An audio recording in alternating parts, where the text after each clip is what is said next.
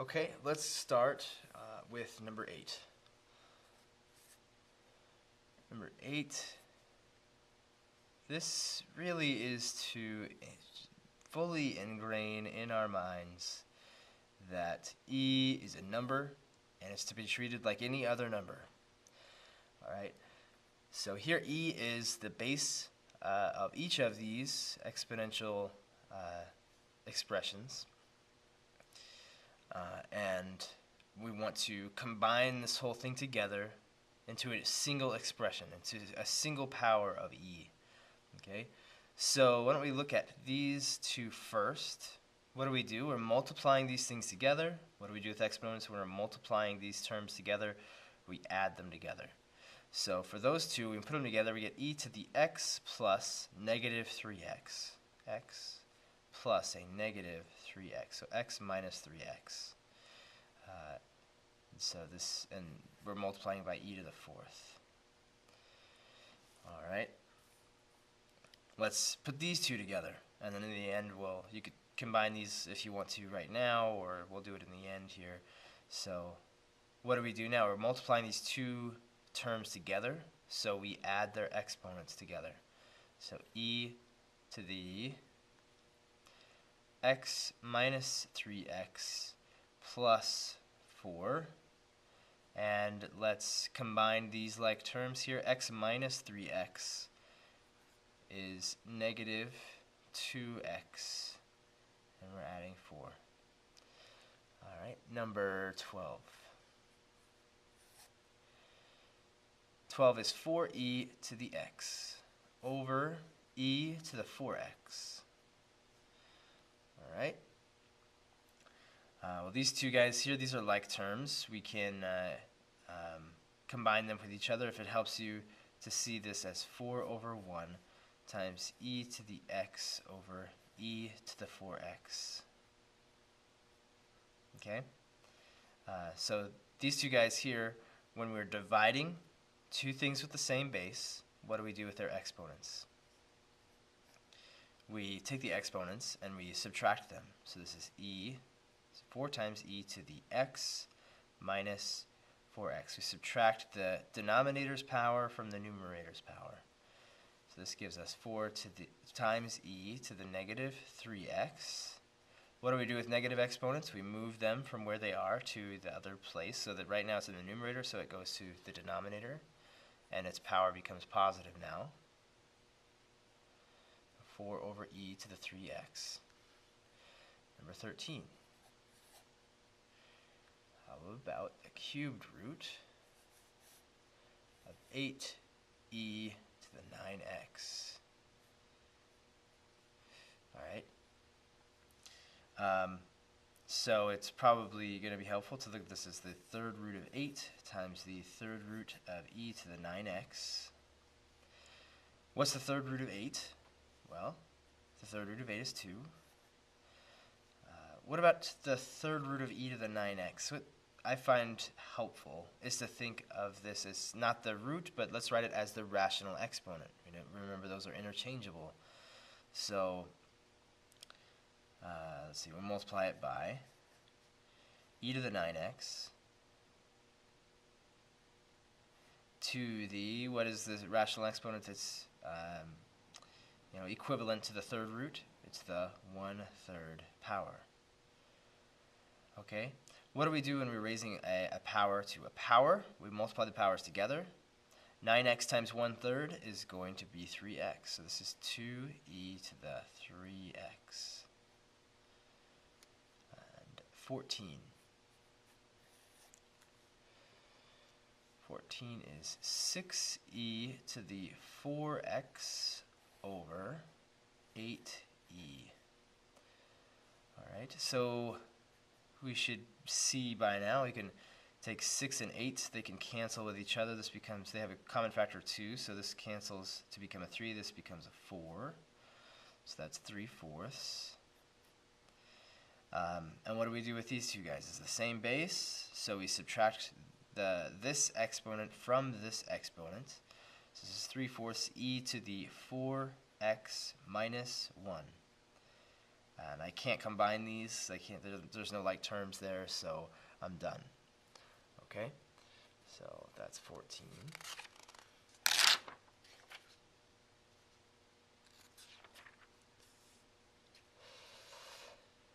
Next.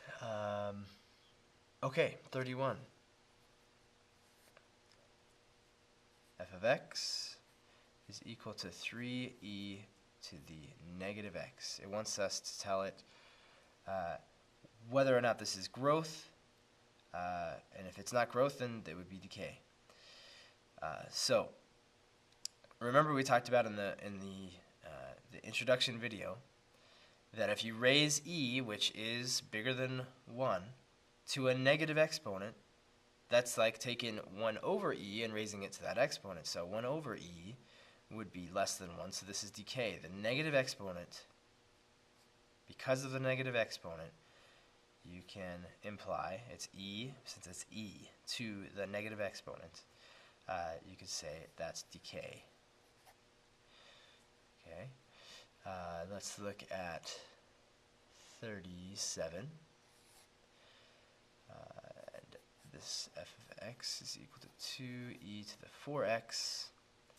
Okay, the big decider is, in the case that you see e here, people don't really like to write 1 over e, they like to write e to the negative something, okay? So that's how you decide whether it's growth or decay. Is this positive or is this negative? If it's positive, it's growth. If it's negative, it's decay. The exponent of e is positive, so it's growth. Let's try 38. Just to solidify this, f of x is equal to 4e to the negative 2x. Alright, so the big decider, again, or the only decider, since e is the base, we're raising e to the power, the variable power with x in it. Whether or not this is positive or negative decides whether or not it's growth or decay. It's negative, this power is negative, so it's decay. That is it. If it's a negative exponent, you're raising e to a negative exponent, it's decay. If it's positive, it's growth. Alright?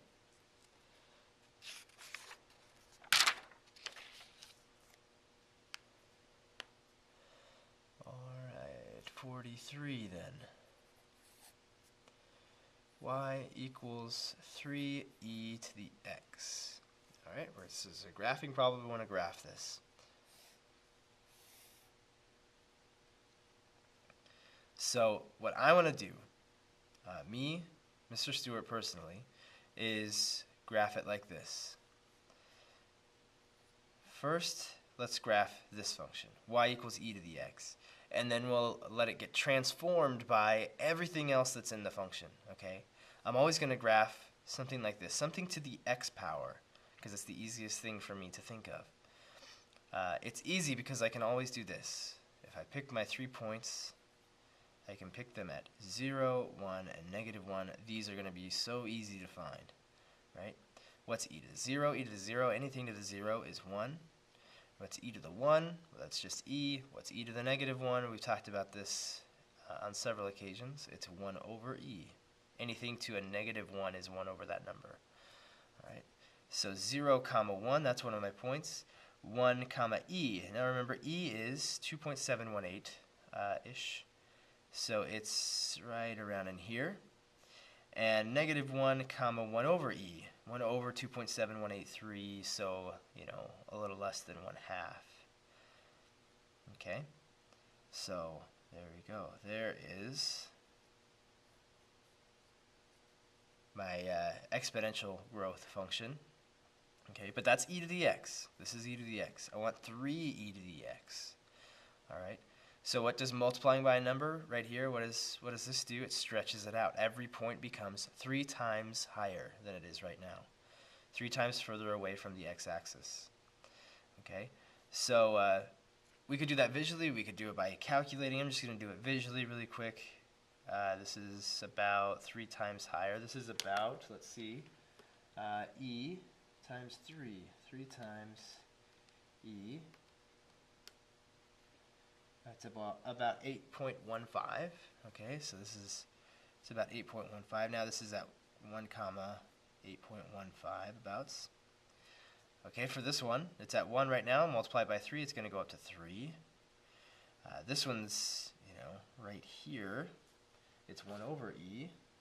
We could do 3 times 1 over e, just to get an idea.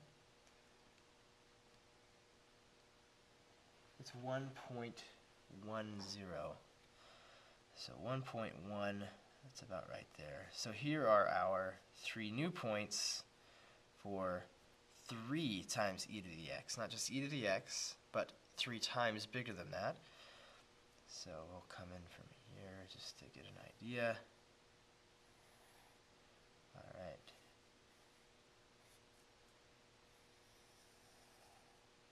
And there you go. All right, let's try 46.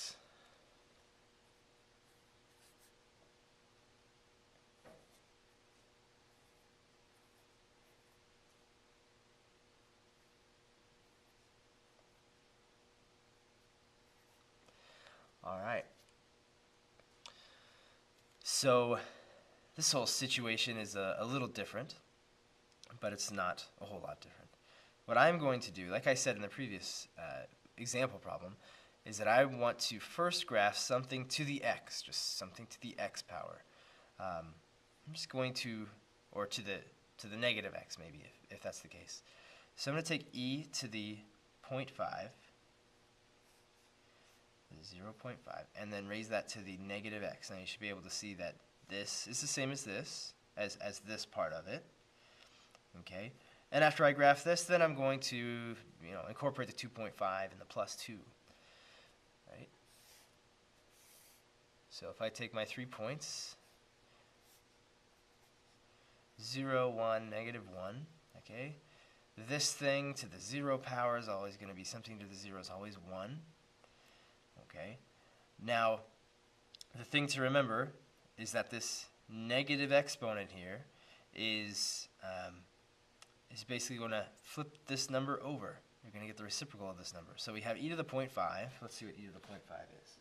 Just throwing this in the calculator. Second, e to the 0.5, the square root of e. It's 1.6487. And if I want 1 over that number, 1 over the answer, that's 0.6065. Okay. So this is inside the parentheses here. If we were to incorporate the negative, it would be about 0.6065. Okay, raise that to the first power, and you have 0.6065. Raise 0.6065. That's what's in here. Raise that to the negative 1. Right. This is let's see, 0.6065. That's with the negative inside here. So raise that to the negative 1 power. You'll get 1 over that, and that's going to be 1.6487. Okay, so 0, 1, 1, 0.6065, and negative 1, 1.6487. Okay, so let's see, 1.6487. And this is exponential decay, and it will swoop down kind of like this. Next, we're going to multiply everything by 2.5, so this is going to get 2.5 times higher. So just visually, really quick, kind of running out of time here. So this is going to be at 2.5. This is going to be 2.5 times higher. That's going to be about there. Okay. And remember, what does this plus 2 do? Plus 2 on the outside here, this is going to add 2. It's going to make it go up 2, right? So remember, this is the asymptote. Move the asymptote up 2. And move every point up 2. So this is going to go up 1, 2. And this is going to go up 1, 2. and this is going to go up 1, 2. So our final guy is like this. Okay, I will see you in the next video.